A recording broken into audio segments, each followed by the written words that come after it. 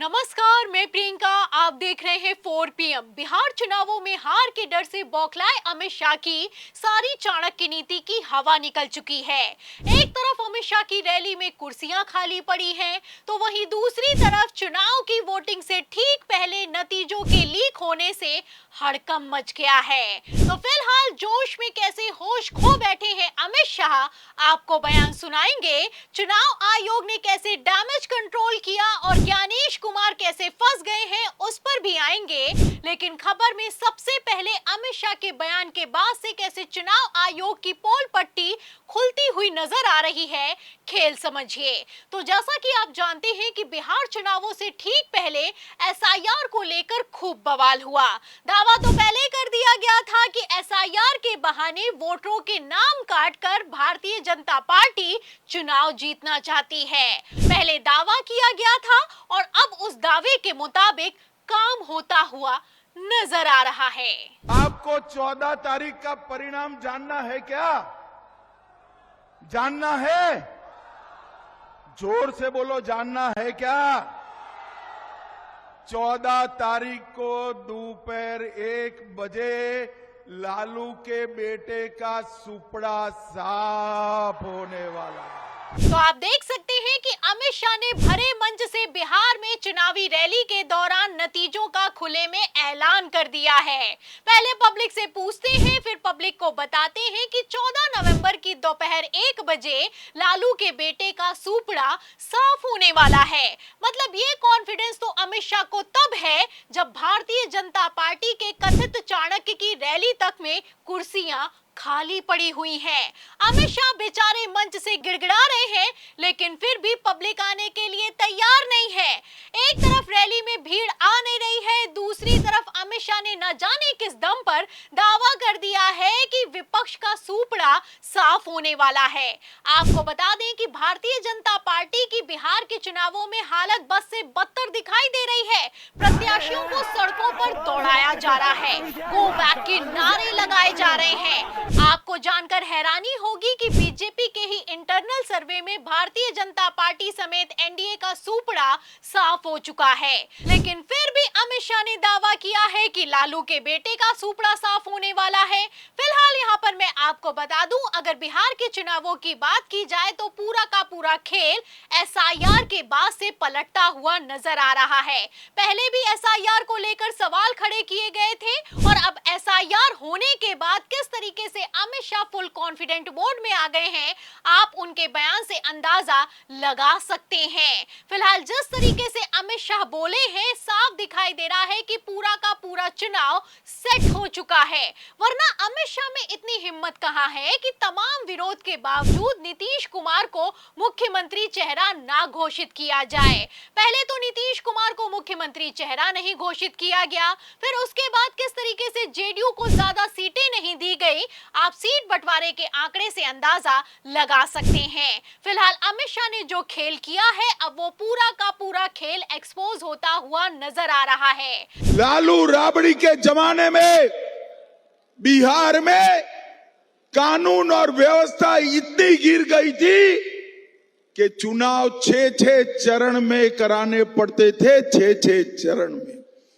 मैं बिहार की जनता को कहकर जाता हूं, नीतीश बाबू के शासन में, मोदी जी के शासन में 6 चरण की जगह 2 चरण में चुनाव हुए हैं।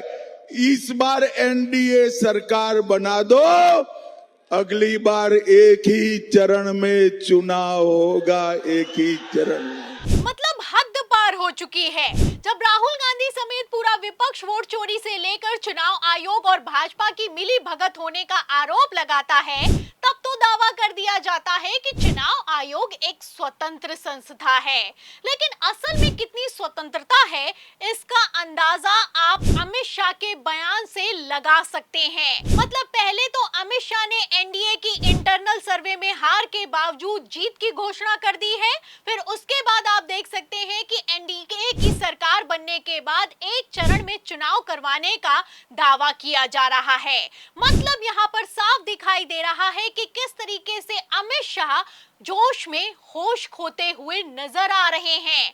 आपको बता दें कि एक तरफ जहां चुनाव आयोग की भरे मंच से अमित शाह ने धज्जियां उड़ाई हैं, वहीं दूसरी तरफ ज्ञानेश कुमार की बोलती बंद हो गई है। खेल समझिए, जब सुप्रीम कोर्ट चुनाव आयोग के एसआईआर पर सवाल उठाता है, तो चुनाव आयोग कहता है कि वोटर लिस्ट बदलना और चुनाव की तारीखों का ऐलान करना हमारा विशेषाधिकार है। सुप्रीम कोर्ट का आदेश हमारे काम में दखल है। मतलब सुप्रीम कोर्ट अगर निर्देश देता है तो वो दखल हो जाता है।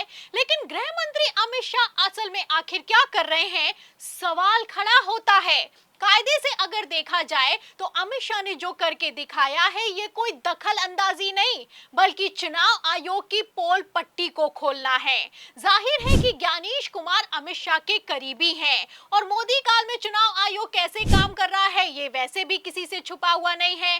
फिलहाल ज्ञानेश कुमार की अगर नियुक्ति की बात की जाए तो इस नियुक्ति को ही लेकर पहले ही राहुल गांधी ने कई सवाल खड़े किए थे। फिलहाल क्यों सवाल खड़े हुए थे और इन सवालों के जवाब में बिहार के चुनावों में क्या हो रहा है, साफ दिखाई दे रहा है। खेल समझिए, अमित शाह के पास नीतीश कुमार का कोई प्लान भी मौजूद नहीं है। नीतीश और शिंदे में जमीन और आसमान का फर्क है।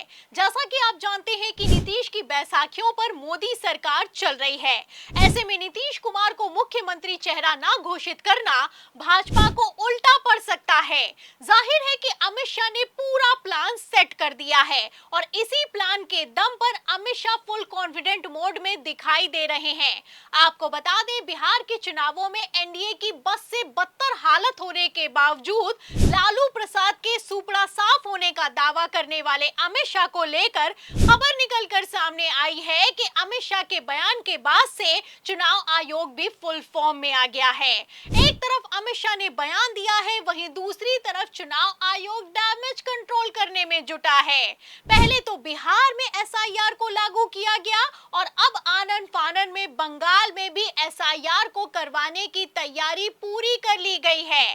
खबर निकलकर सामने आ रही है कि अचानक से चुनाव आयोग की तरफ से प्रेस कॉन्फ्रेंस बुलाई गई है और दावा किया जा रहा है, ऐलान कर दिया गया है कि 5 राज्यों में एसआईआर होने वाला है। अब इस ऐलान से आप अंदाजा लगा सकते हैं कि किस तरीके से अमित शाह के ऐलान के बाद चुनाव आयोग फुल फॉर्म में आ गया है। अगर बात की जाए बिहार की, तो बिहार में आजादी के बाद से कभी भी भारतीय जनता पार्टी अपने दम पर बहुमत की सरकार को नहीं बना पाई। वहीं पर अगर बंगाल की बात की जाए तो बंगाल में भी भारतीय जनता पार्टी का जनाधार नहीं है। हर बार अमित शाह अपनी एड़ी चोटी का जोर लगाते हैं, लेकिन फिर भी ममता बनर्जी को हिला नहीं पाते हैं। फिलहाल अब जैसे बिहार में हालात हैं, प्रत्याशियों को दौड़ाया जा रहा है, अमित शाह की रैली में कुर्सियां खाली पड़ी हुई हैं और बीजेपी के ही सर्वे में एनडीए का सुपड़ा साफ हो चुका है। ऐसे हालातों में भी अगर बिहार चुनाव एनडीए जीत गया तो बंगाल में क्या होने वाला है, इस सवाल के जवाब में पूरी रिपोर्ट पर, अमित शाह के बयान पर आपको क्या लगता है? क्या बिहार में ईवीएम से भी बड़ा खेला सेट हो चुका है? जो भी आप सोचते हैं हमें कमेंट बॉक्स में जरूर लिखें। वीडियो को ज्यादा से ज्यादा शेयर करें, हमारे चैनल को लाइक करें, सब्सक्राइब करें, ज्वाइन करें। फिर मिलते हैं अगली खबर के साथ, तब तक के लिए धन्यवाद।